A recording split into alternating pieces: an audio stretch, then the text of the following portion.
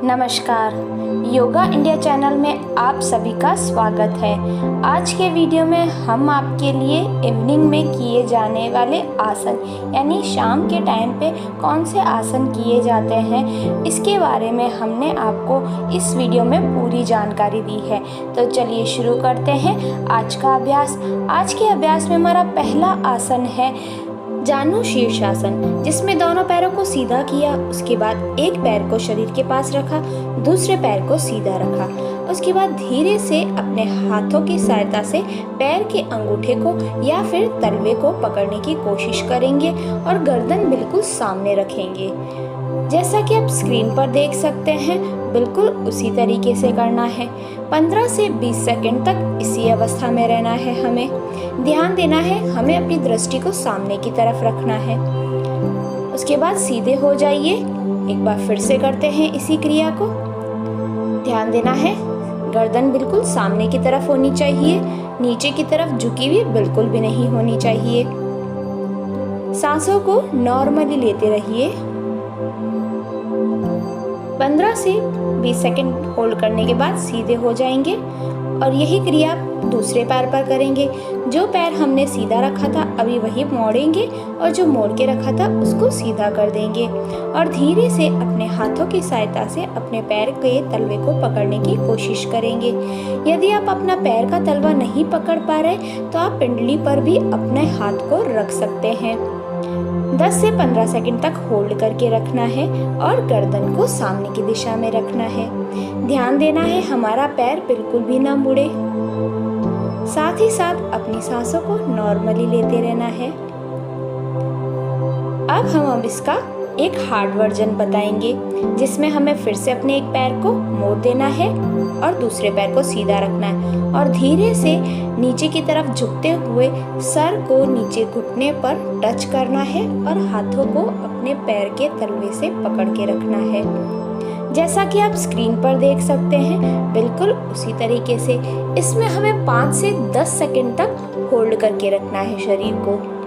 इन दोनों क्रियाओं को आप कर सकते हैं तो ज़्यादा अच्छा है, या तो फिर आप पहले वाली क्रिया को कर कर भी पूरा लाभ उठा सकते हैं।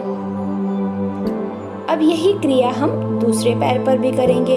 हमें ध्यान देना है कि हमारा घुटना ऊपर बिल्कुल भी ना हो और धीरे से अपने सर को नीचे की तरफ लाना है और हाथों को पैर के तलवे को पकड़ के रखना है। नॉर्मल ब्रीथिंग करते रहना है। अब हम अपने अगले आसन की तरफ चलते हैं। हमारा अगला आसन है वशिष्ठ आसन, जिसमें हमें घुटने के बल खड़े हो जाना है। उसके बाद एक पैर को हम सीधा यानी घुटने की लाइन के यहाँ पर सीधा कर देंगे और अपने एक हाथ को यानी हमने अपने राइट हैंड को नीचे की तरफ रखा है और लेफ्ट हैंड को ऊपर की दिशा में, और हमारी दृष्टि भी ऊपर की दिशा में होनी चाहिए। 15 से 20 सेकंड तक होल्ड करके रखना है।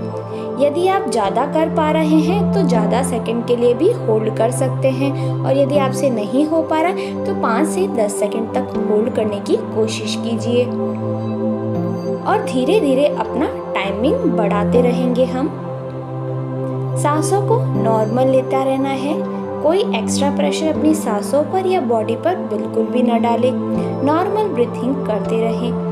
अब धीरे से अपनी बॉडी को सीधा कर देंगे और इसके बाद यही क्रिया अपने दूसरे पैर पर भी करेंगे। राइट पैर को सीधा रखा है, लेफ्ट पैर को मोड़ के रखा है। उसके बाद लेफ्ट हाथ को नीचे मैट पर और राइट हैंड को ऊपर की दिशा में, और हमारी दृष्टि ऊपर की दिशा में होनी चाहिए। सांसों को नॉर्मल लेते रहना है। यह आसन हमारे कंधों को स्ट्रॉन्ग करता है, साथ ही साथ हमारे पैरों को भी मजबूती देता है और शरीर में बहुत ही लचीलापन लाता है। तो इस आसन को आप शाम के टाइम कभी भी कर सकते हैं। आज के बताए जाने वाले सारे आसन ऐसे हैं जिसे आप शाम के टाइम कर सकते हैं। यदि हल्का फुल्का खाया हुआ हो तो इन आसनों को आप इजीली कर सकते हैं। नॉर्मल ब्रीथिंग लेते रहिए। अब हम स्टेबल यानी सीधे हो जाएंगे और अपने अगले आसन की तरफ चलते हैं। हमारा अगला आसन है वक्रासन, जिसमें हमें मैट पर सीधे बैठना है और दोनों पैरों को सामने की दिशा में रख देना है। उसके बाद एक पैर को मोड़कर, यानी हमने अपना राइट पैर मोड़ा है, उसे अपने लेफ्ट पैर के थाई के नीचे रखा है और लेफ्ट पैर को राइट पैर की घुटने के पास रखा है। और उसके बाद राइट हाथ की कोहनी को मोड़ते हुए लेफ्ट लेग के थाई के ऊपर रखा है और दृष्टि हमारी लेफ्ट साइड होनी चाहिए और दूसरा हाथ पीछे की तरफ होना चाहिए। जैसा कि आप स्क्रीन पर देख सकते हैं, बिल्कुल इसी तरीके से हमें करना है। नॉर्मल ब्रीथिंग लेते रहना है। हमें अपना गर्दन उतना ही मोड़नी है जितने हमारे कंधे की लाइन है। हमारे कंधे की लाइन तक हमारा मुंह होना चाहिए। अब हम यही क्रिया अपने दूसरे साइड करेंगे। पहले दोनों पैरों को सीधा करेंगे, लेफ्ट पैर को मोड़कर राइट पैर के थाई के नीचे रखेंगे, फिर राइट लेग को लेफ्ट लेग की नी के पास रखेंगे और उसके बाद लेफ्ट हाथ को राइट नी यानी घुटने के पास में रखेंगे और दूसरे हाथ को पीछे की दिशा में रखेंगे।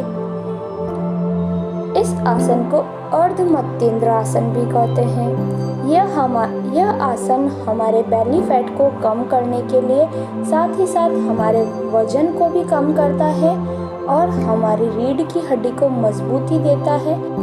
साथ ही साथ ये हमारे शरीर में बहुत ही अच्छा लचीलापन लाता है। इस आसन में हमें 15 से 20 सेकंड या फिर 30 सेकंड तक आप होल्ड कर पा रहे हैं तो होल्ड करके रखिए।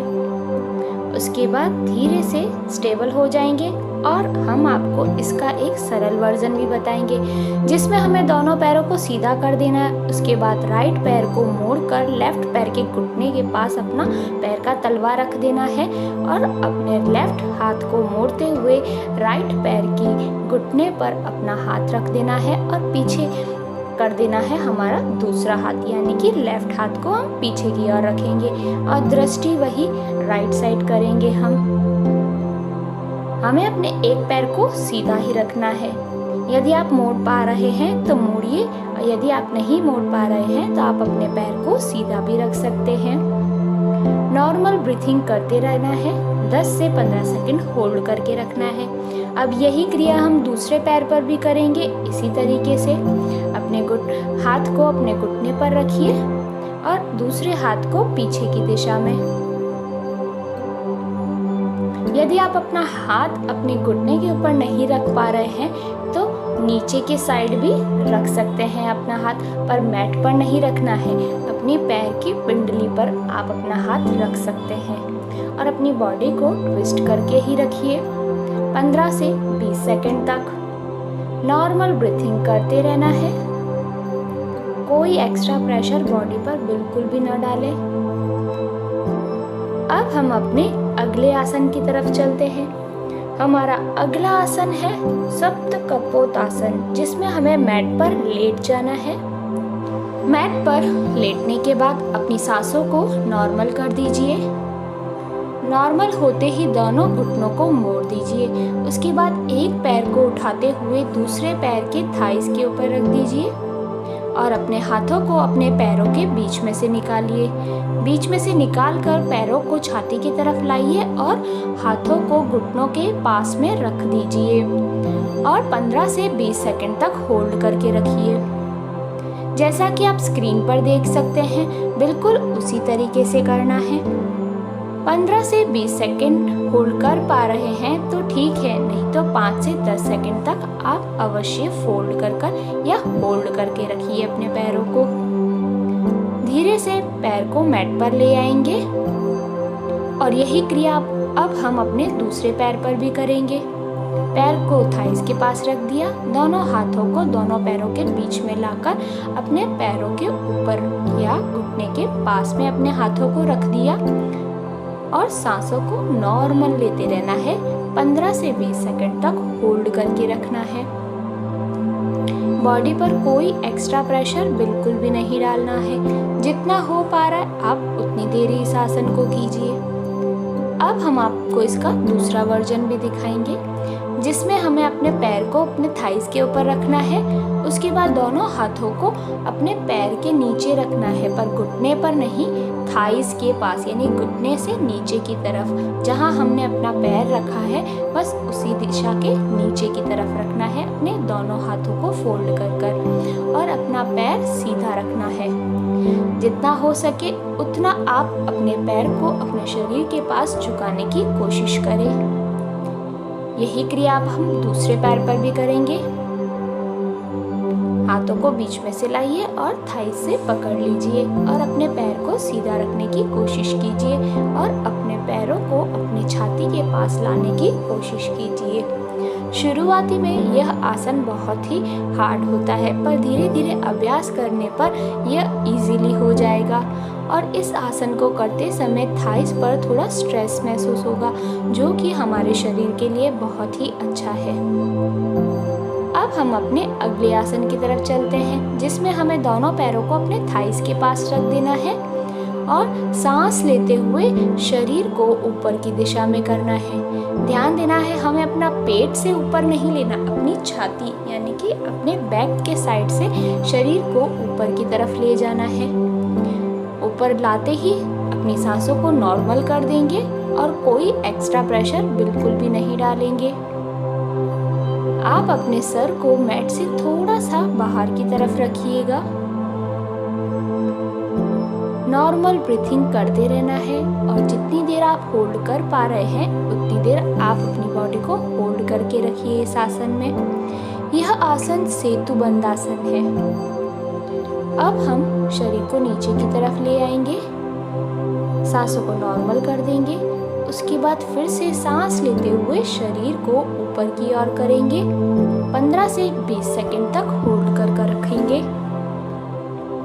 कोई एक्स्ट्रा प्रेशर बॉडी पर बिल्कुल भी नहीं डालना है। जितना हो पा रहा है आप उतना ही कीजिए। सेतुबंध आसन हमारे बॉडी में जो बेली फैट है उसको कम करने में बहुत ही कारगर माना गया है। साथ ही साथ ये हमारी रीढ़ की हड्डी को भी मजबूत करता है। अब हम अपने अगले आसन की तरफ चल रहे हैं, जो कि है शवासन की अवस्था। मैट पर सीधे लेट जाइए, हाथ की हथेलियों को आकाश की तरफ कीजिए और अपने शरीर को बिल्कुल ढीला छोड़ दीजिए और 3 बार मन ही मन बोलिए, I am happy, I am healthy. इस तरीके से आपको 3 बार अपने आप को स्वस्थ महसूस करवाना है। 5 मिनट तक हम इसी अवस्था में रहेंगे और अपने सारी पीड़ाओं, दुख, दर्द सब को भूल जाएंगे और पूरा ध्यान हम अपने शरीर पर केंद्रित करेंगे। 5 मिनट इस अवस्था में रहने के बाद हम धीरे से राइट तरफ करवट लेते हुए मैट पर सीधे बैठ जाएंगे। अब हम आपको प्राणायाम भी बताएंगे कि शाम के टाइम पे यानी इवनिंग के टाइम पे कौन सा प्राणायाम कर सकते हैं। तो आप इवनिंग के टाइम में अनुलोम विलोम कर सकते हैं। अपने लेफ्ट हैंड को अपने पैर के ऊपर मुद्रा की अवस्था में रखिए और अपने अंगूठे से अपने राइट साइड के नोज को बंद कर दीजिए और लेफ्ट साइड के नोज से सांस को अंदर लेंगे, कुछ सेकंड होल्ड करके रखेंगे और दूसरे साइड से सांस को बाहर की ओर निकालेंगे। जहाँ से हमने सांस को बाहर की ओर निकाला है वहीं से हम सांस को अंदर की तरफ लेंगे और दूसरे साइड से सांस को बाहर की तरफ निकालेंगे। इसी क्रिया को हमें 15 से 20 बार दोहराना है और ऐसा कर हमें 5 सेट करने हैं।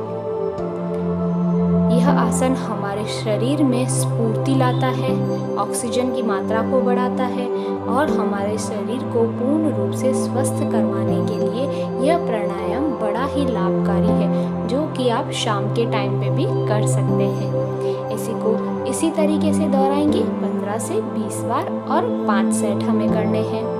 20 बार करने के बाद मुद्रा अवस्था में आ जाएंगे और धीरे से आंखों को खोलेंगे।